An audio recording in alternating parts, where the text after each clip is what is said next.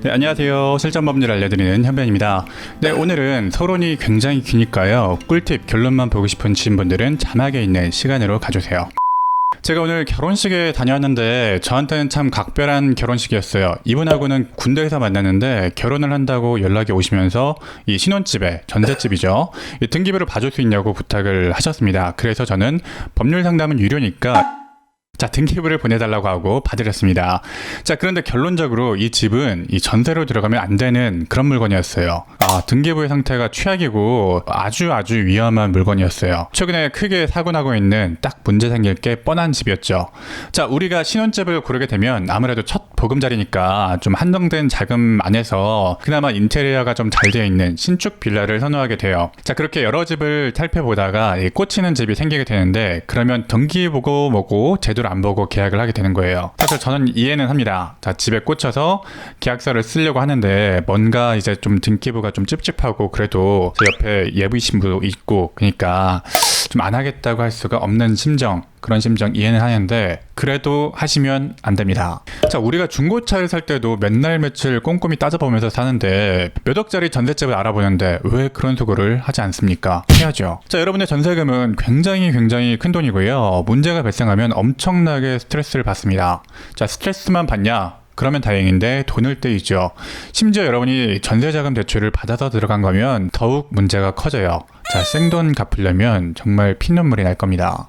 신혼부부들 전세자금 대출이 잘 나오니까 전세가 좀 비싸도, 시가보다 좀 비싸도 대출 받아서 들어가시는 경우도 간혹 있는데, 은행에서 싼 이자로 나오니까 내 돈은 아닌 것 같지만 여러분 돈이에요. 그거 다 여러분이 대출해서 보증금 내신 거고 나중에 그대로 돌려줘야 되는 돈입니다.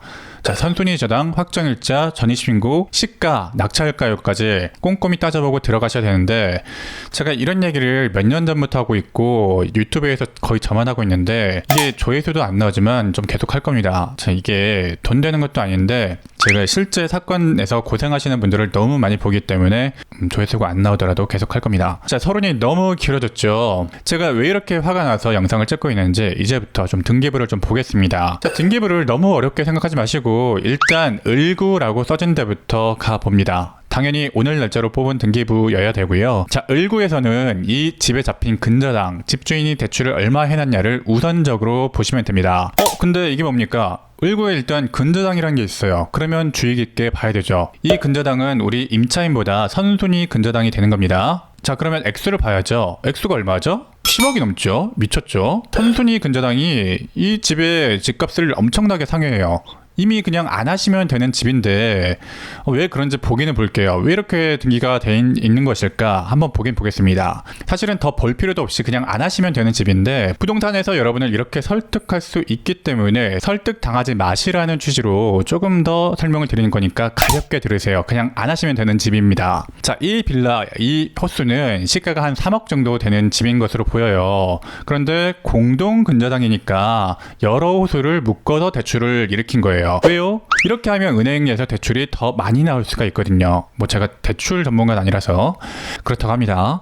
부동산에서는 말합니다. 이게 수십채를 공동 근저당 한 거라서 전체 시가는 몇십억이라 10억 정도, 이거는 아무런 문제가 없는 거다. 문제가 없을까요?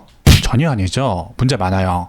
제가 절대 특정 직업군에게 뭐라고 하려는 게 아닙니다. 이런 피해가 생기니까 여러분들 스스로 조심하라는 거예요. 일부가 전체를 대변할 수 없듯이 이런 물건을 소개해주는 부동산이 있는가 하면 정말 열심히 양심적으로 하시는 부동산이 많습니다. 제가 임대차 관련 영상마다 이 이야기를 하는 게 혹시라도 정말 열심히 하시고 계시는 양심적인 부동산 분들이 의심받고 오해하실까봐 그렇습니다. 최근에 신길, 화곡 이런 데서 발생하고 있는 전세 문제가 다 이런 걸로 터지고 있어요. 설명하자면 굉장히 어려워지니까 쉽게 말하겠습니다. 쉽게 말하자면 이렇게 선순위 근저당이, 그것도 공동 근저당으로 걸려 있으면 세입자가 먼저 나서서 법적인 조치, 경매를 칠 수가 없어요.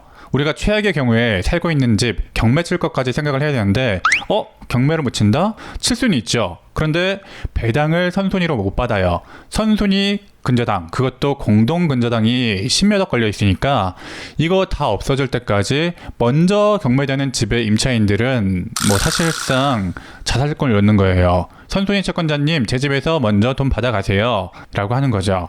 이거 더 이야기하려면 너무 어려지고 경매 실물까지 다 다뤄야 돼서 다음에 기회가 되면 다시 이야기를 해보고, 여러분은 결론만 기억하세요. 선순위 근저당이 있는 것만으로도 충분히 문제인데 공동 근저당이 있다? 이건 도망가세요.